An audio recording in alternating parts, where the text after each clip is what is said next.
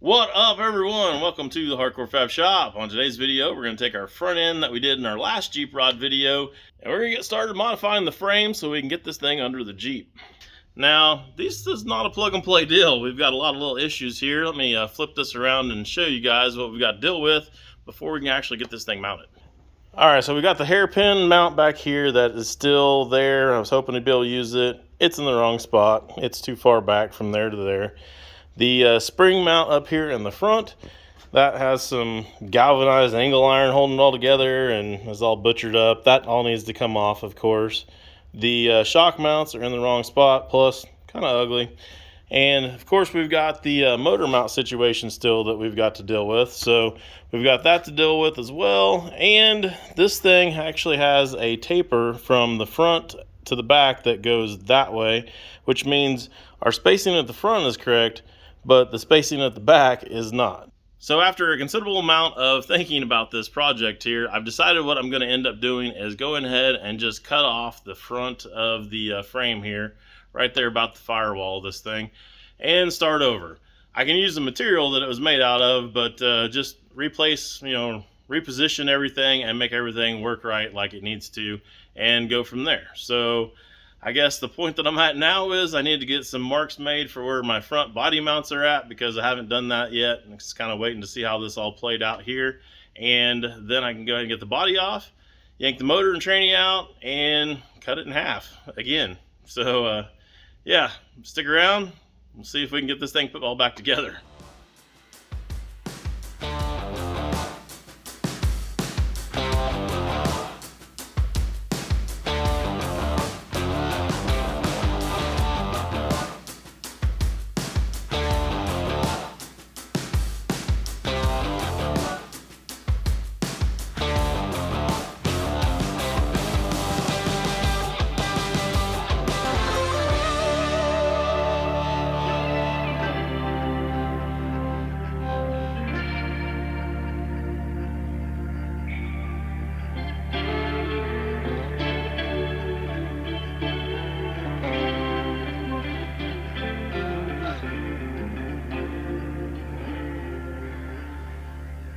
So full disclosure here, it's been a week and a half or something like that since I actually worked on the Jeep. Because last time we worked on it, which you guys just seen, got everything all tore apart here and found even more fuckery, I guess, if you will, that needs to be addressed. And it's kind of got me burnt out a little bit, but I'm over that now. But I used that a little bit of, burnout time there to go ahead and work on the building, on the new shop over there. So got some new stuff done over there, got some glass in, got some, this and that done. But the biggest thing over there got done over this time frame was got some coating over the roof on the shop area.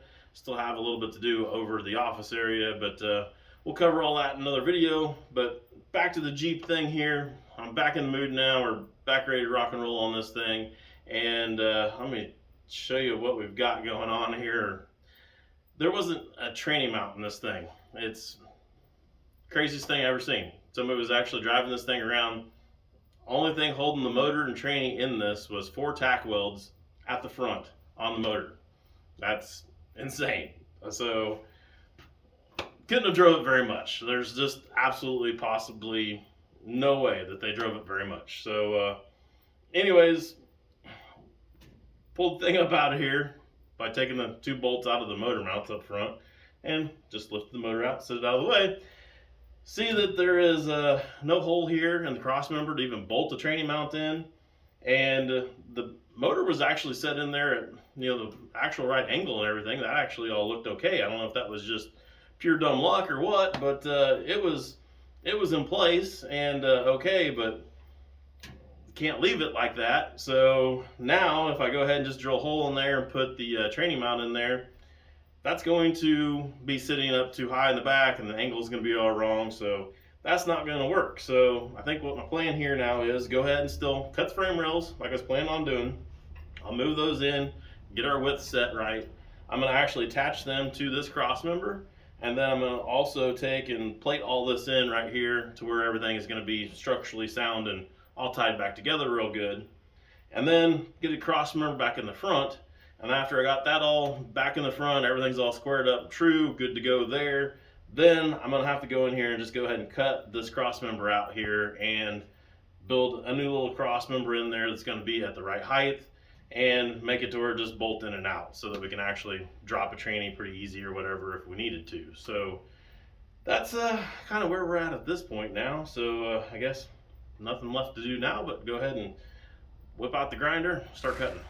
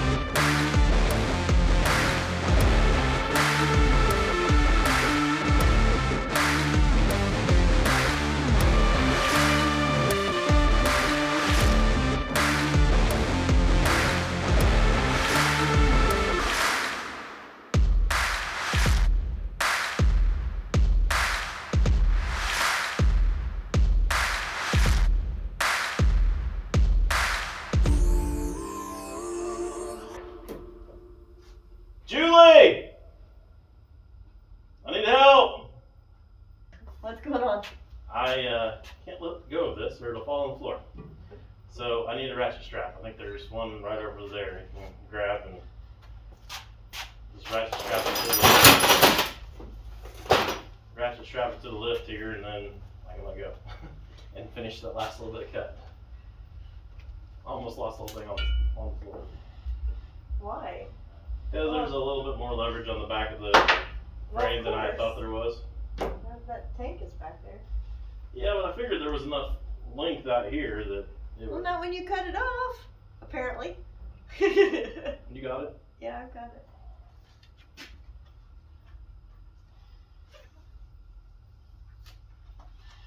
Guess there's a place here somewhere. Yeah.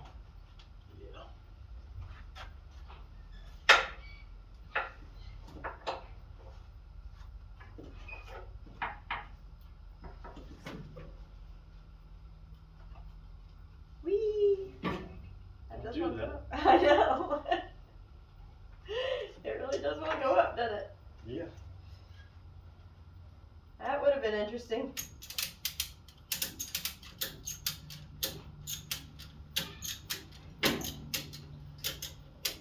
Cool. You got her.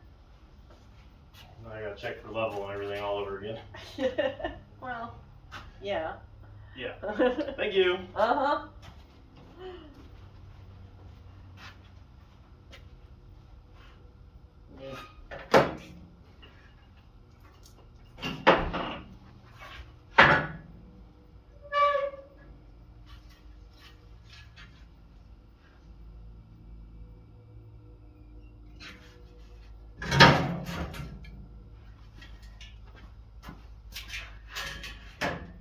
All right, check this out. So I said this from the beginning. I think whoever made the frame rails did not assemble the rest of the car. So this is a perfect example. Here's the end I just cut off, and then everything else lines up pretty good. We've got perfectly right on top of each other here. But then we go up here to where this mount is and our torch cut bracket. And look at this bolt, first of all. So that's in there crooked, and yet it's pushed in here as far as it'll go on both sides of the hole. So those obviously don't line up. And then we can see up here the big gap from where it's touching down here and not here. So I wouldn't have been able to get this thing aligned anyways, even if I did go ahead and try to use that stuff that was already on there.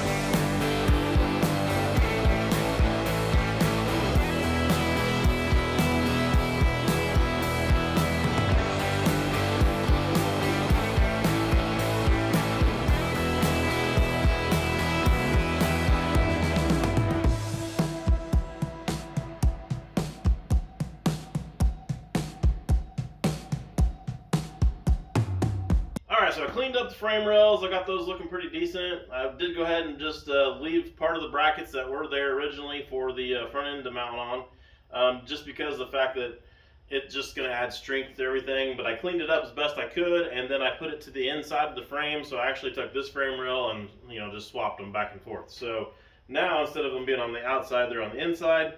I'll put my new ones that I put on here on the outside, and they'll look way better, and you won't even really see those in there. Just kind of look like a gusset in there once the motor's on, once the motor's in, body's on, and all that. So I went ahead and got that frame rail over there, just kind of stuck up there and tacked. I've got one big giant tack weld right in the center at the top.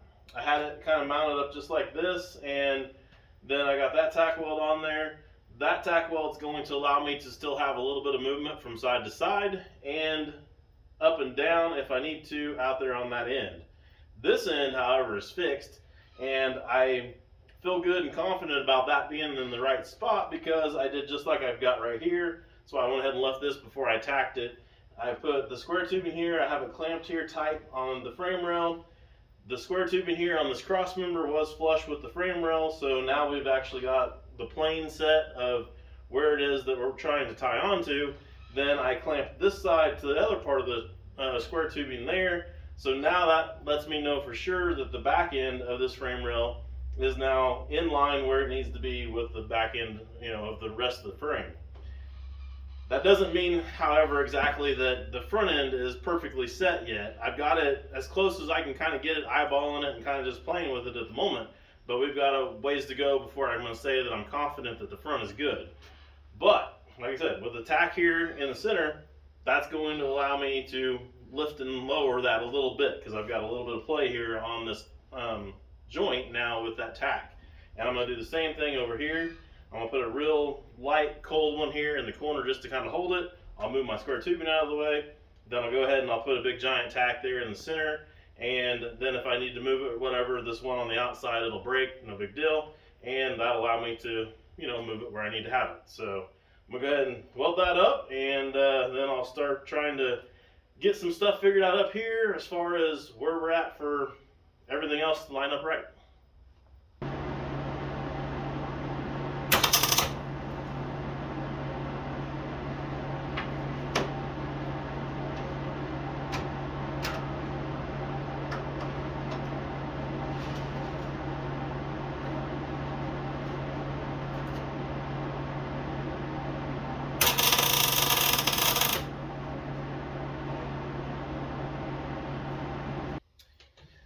So after I tacked that side on over there, I went ahead and started taking the big level and my little digital level on top of that and getting everything kind of set as far as the height of the frame rails, get them kind of all on the same plane.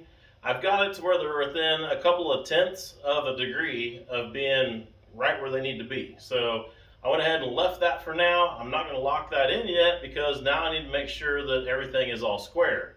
And I've got our measurements set right here for width and all that kind of stuff, and I've been playing around with that for a little bit. I think I'm right there where I need to be. So I'm at 24 3/4 on our width back here. I'm at 24 3/4 at our width up here in the front. So those two pieces of frame rail there are parallel.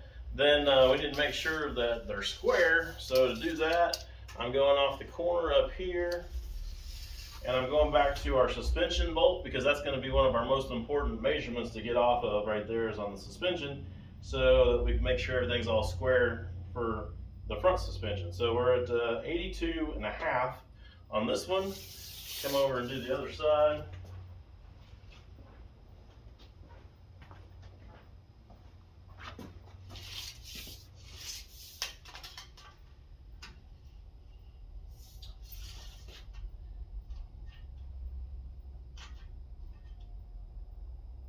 We're at 82.5 on this one, so that means that we're square right now. So that's awesome. I went ahead and did double check up here on the cross member as well, and it is also square, so everything checks out pretty good there as far as all that goes.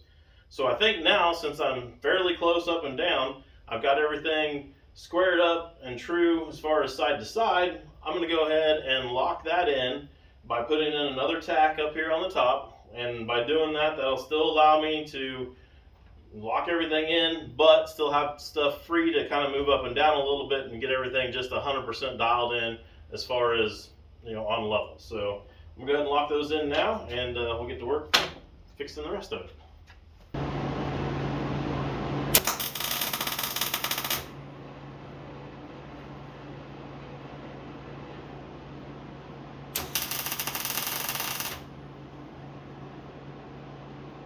Now, as always with anything like this, you want to tack everything all down, then you want to go back and double check.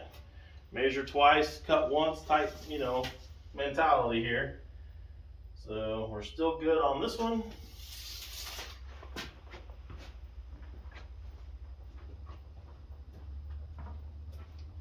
I don't see any reason why it would have moved, but you just never know. So it never hurts to go ahead and double check.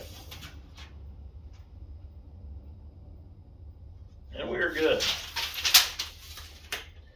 So I'm gonna go ahead and grab a level, and we'll start working our way down here and see exactly where we're at with it. So I've got my big one up there. It's just got a bubble on it, so I mean, you could use that if you wanted to, but I like to get just as close as I can possibly get. So now, as far as what I've got shimmed up, I've got one 3/16 plate underneath the wheel of the lift on that side to kind of help true the lift up onto the floor and keep it from rocking any at all. And then I've got the rear end's just sitting there, and I've got a jack under it to kind of hold it tight into place so it can't move around too awful much. Up here underneath the front cross member, I've got a solid round stock with 2 pieces of square tubing on top of it, and then I've got 1 piece of 18 gauge sheet metal underneath this side to kind of just get it dialed in that last little bit. And then up there on the stand on the front, I've got 1 piece of square tubing on this side, and then on that side, I've got like a piece of 1/8 inch and a piece of 3/16 on top of the square tubing on that side. This kind of gives you an idea of what I've already got kind of set up here. So let's go ahead and check everything and see what it looks like now that we've tacked this, and see what we're gonna have to do to dial it in that last little bit. So I've got my digital level. I'm sticking it across my big level here because the digital one isn't big enough. So we're going to start off with it back here. Let's get a shot here. Let it stop bouncing. It is at 0.6 of a degree. So 0.6 of a degree high on this side. Now, we don't have to be 0 on this deal as long as everything along here is off the same amount. As long as everything is, good there, then we're golden. So 0.6 is our number that we're trying to go for. The rear piece back here,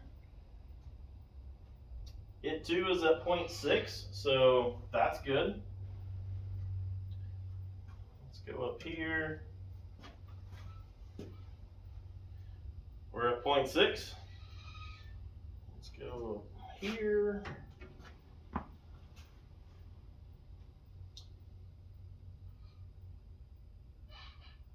Also at 0.6, it was hanging at 0.5 for a second, but then it bounced back up to 0.6. And then out here to the end, I don't have any room left here. Out here at the end, we're actually at 0.5. So across the whole entire frame, we're 1/10 away from being dialed in perfect. So I need to actually raise this side up just a little bit.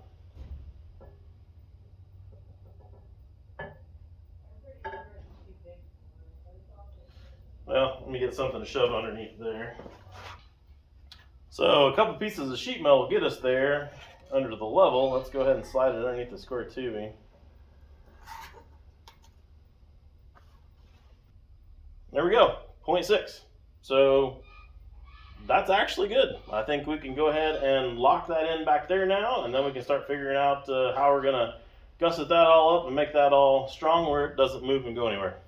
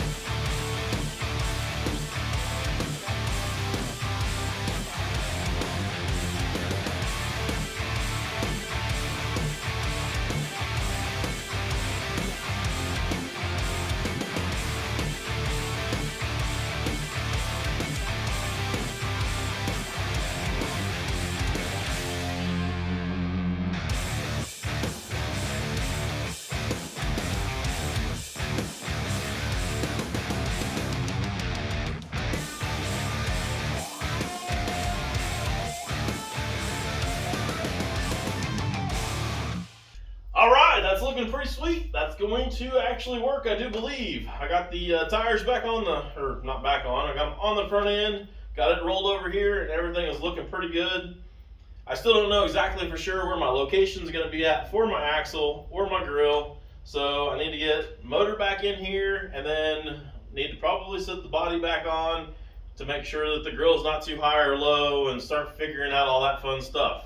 I think that's going to have to be on another video though, because it's almost the weekend and I need to go over and get some stuff prepped at the shop and try to finish up my roof over there. I'm going to get some self-leveling concrete up there over that office area, fix some spots up there, so that's good times, toting bags of concrete up 36 stairs to the roof. So I've got to get that done so that this weekend, when the weather's going to be a little bit warmer, I'll be able to put down my silicone coatings over the roof, and we'll have that thing all dried in and finished up, at least as far as on the roof, on the lower area. We've still got the top part to do at the 6th story, but that's probably going to be a minute before I can mess with that.